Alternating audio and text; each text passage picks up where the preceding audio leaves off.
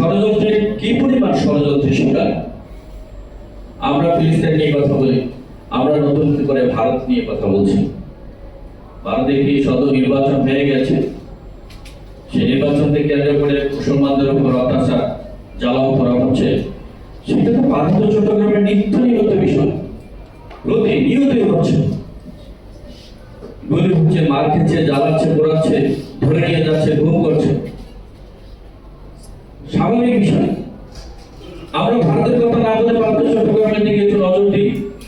সেখানকার মানুষগুলো কিভাবে ভালো থাকতো, বাংলাদেশেরই একটা অংশ, সেটা রক্ষা করতে গিয়ে মানুষ কি পরিমাণ নির্যাতনের শিকার হচ্ছে, সেটাই যদি বিশ্বের কাছে তুলে ধরতে পারে, অত্যন্ত দুঃখের বিষয়। আমরা দেখেছি পার্বত্য চট্টগ্রাম চুক্তি এক পেশে চুক্তি করেও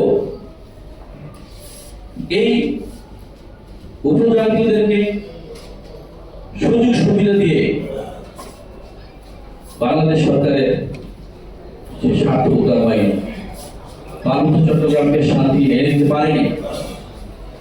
তারপরেও যত পেয়েছে তার চেয়ে বেশি ওই সুবিধার কথাগুলো না বলে আমরা দেখেছি কিছুদিন আগে যে শত্রুলা পার্টির প্রতিমন্ত্রীর মর্যাদা দিয়ে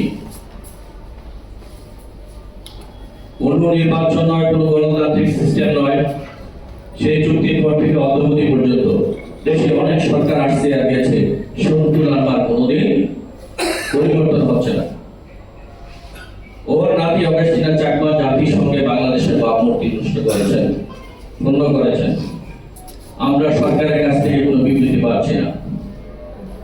বাংলাদেশ নিয়ে ষড়যন্ত্র করছেন বাংলাদেশ সেনাবাহিনী, সারা বিশ্বের মধ্যে একটি সুনাম অর্জন করছেন। তবে আমরা দেখছি জাতিসংঘে বসে বাংলাদেশ সেনাবাহিনী নিয়ে যে ষড়যন্ত্র করছেন, এটি রাষ্ট্রীয় ষড়যন্ত্র, রাষ্ট্রবিরোধী কাজ করছেন। আমরা তাদের জন্য অনেক সরকারকে জানিয়েছিলাম, তাকে জিজ্ঞাসা করা হোক